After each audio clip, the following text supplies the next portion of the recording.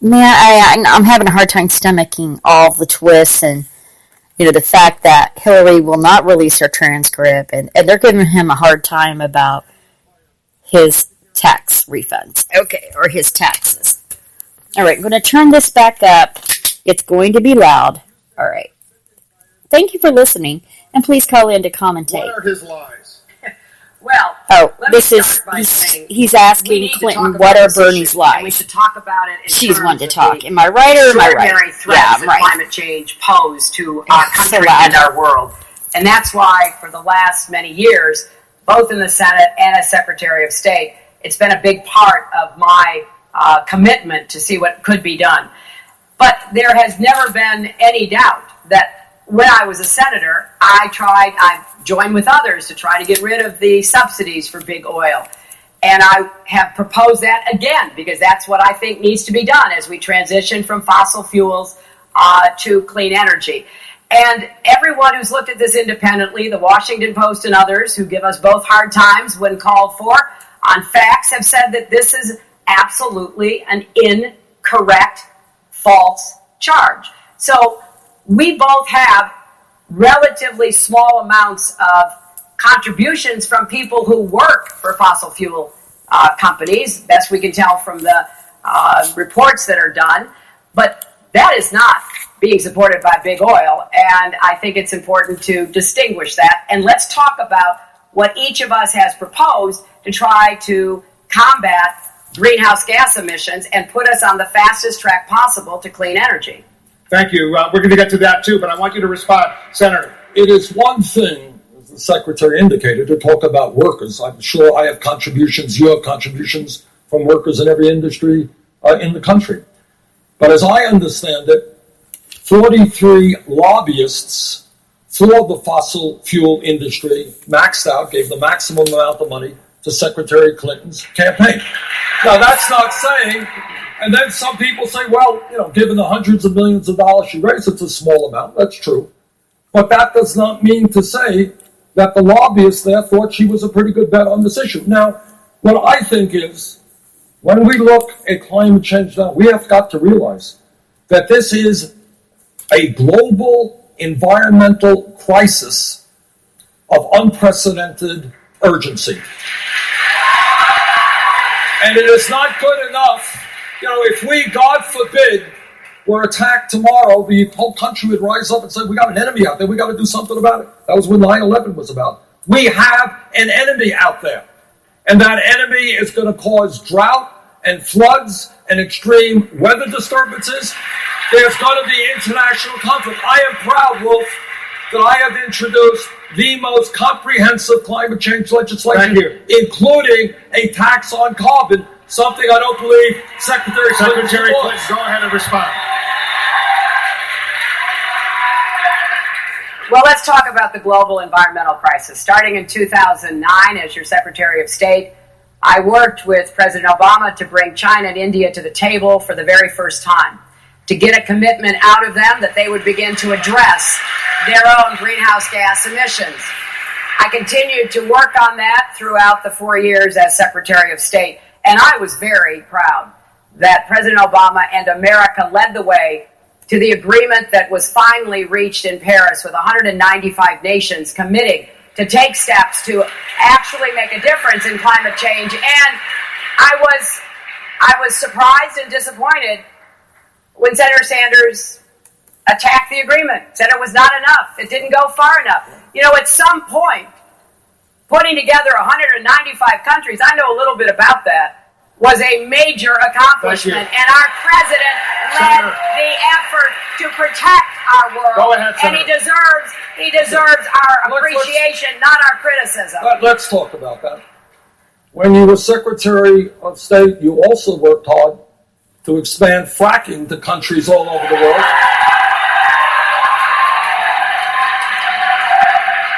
But the issue here, of course the agreement is a step forward, but you know agreements and I know agreements, there's a lot of paper there. We've got to get beyond paper right now. We have got to lead the world in transforming our energy system, not tomorrow, but yesterday. And what that means, Wolf, It means having the guts to take on the fossil fuel industry. Now, I am on board. Legislation says, you know what? We ain't going to excavate for fossil fuel on public land. That's not Secretary Clinton's position. Let us support a tax on carbon, not Secretary Clinton's Secretary, go ahead and respond. Well, I'm a little bewildered about how to respond when you have an agreement which gives you the framework to actually take the action that would have only come about because under the Obama administration, in the face of implacable hostility from the Republicans in Congress, President Obama moved forward on gas mileage. He moved forward on the Clean Power Plan. He has moved forward on so many of the fronts that he could, given the executive actions that he was able to take.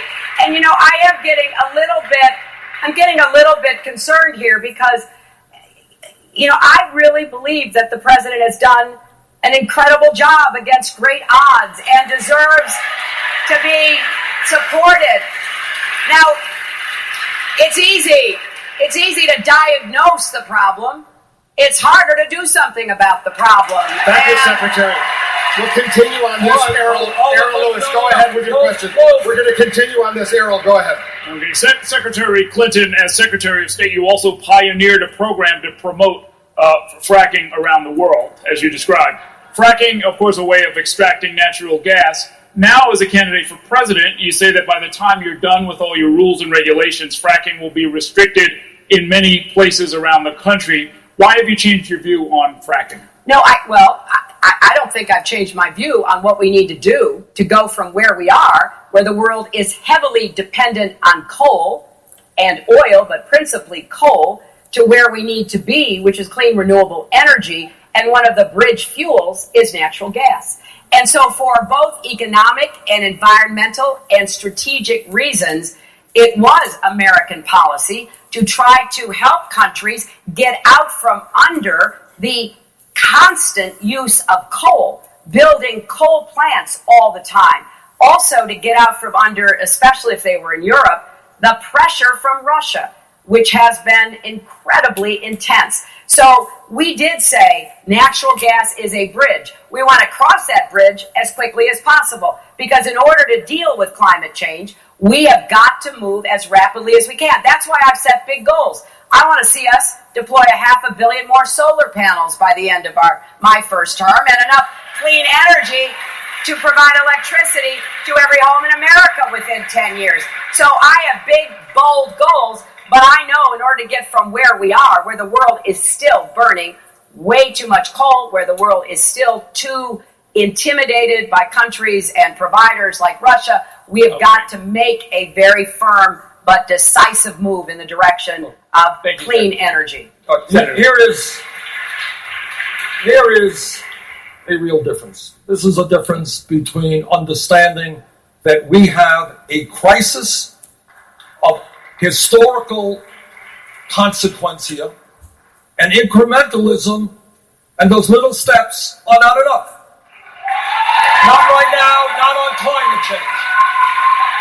Now, the truth is, as Secretary of State, Secretary Clinton actively supported fracking technology around the world. Second of all, right now we have got to tell the fossil fuel industry that their short-term profits are not more important than the future of this planet. And that means, and I would ask you to respond, are you in favor of a tax on carbon so that we can transit away from fossil fuel to energy efficiency and sustainable energy at the level and speed we need to do? You know, I have laid out a set of actions that build on what President Obama was able to accomplish, building on the Clean Power Plan, which is currently under attack by fossil fuels and the right in the Supreme Court, which is one of the reasons why we need to get the Supreme Court justice that President Obama has nominated to be confirmed so that we can actually continue to make progress.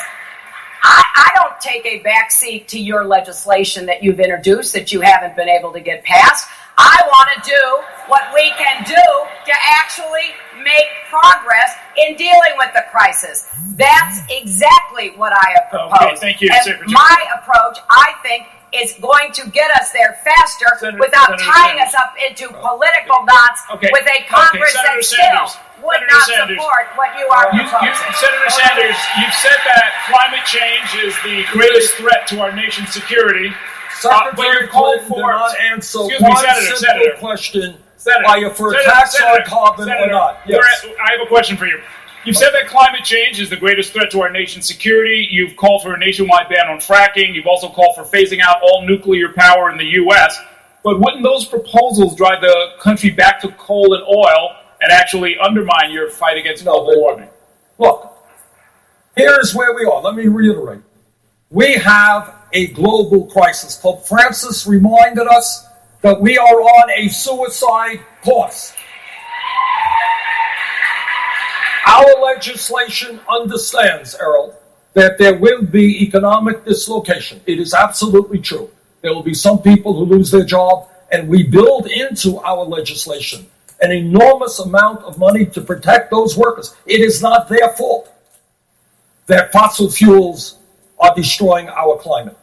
But we have got to stand up and say right now, as we would if we were attacked by some military force, we have got to move urgently, and boldly. What does that mean? Senator, jobs are one thing, but with less than 6% of all U.S. energy coming from solar, wind, and geothermal, and 20% of U.S. power coming from nuclear, if you phase out all of that, how do you make up that deficit? You don't phase it all out tomorrow, and you certainly don't phase nuclear out tomorrow, but this is what you do.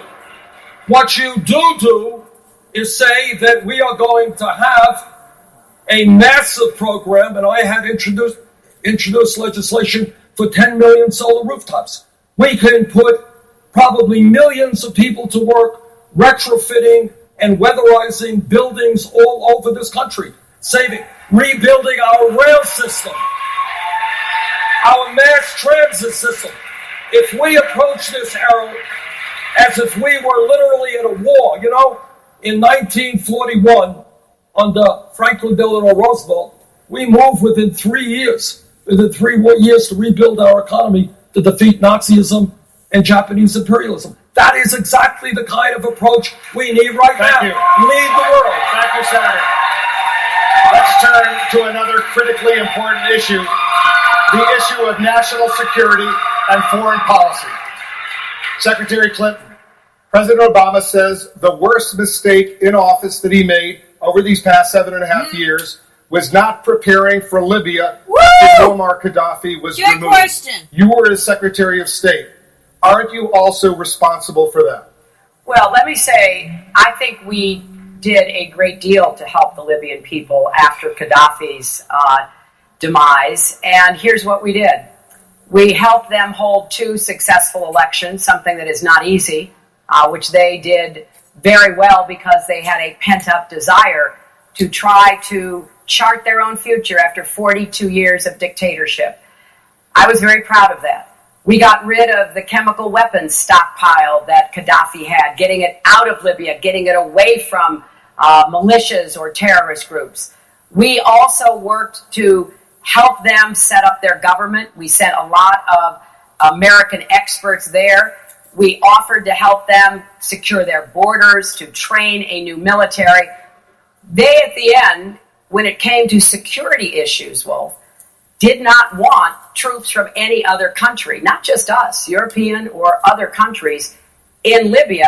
And so we were caught in a very difficult position. They could not provide security on their own, which we could see, and we told them that.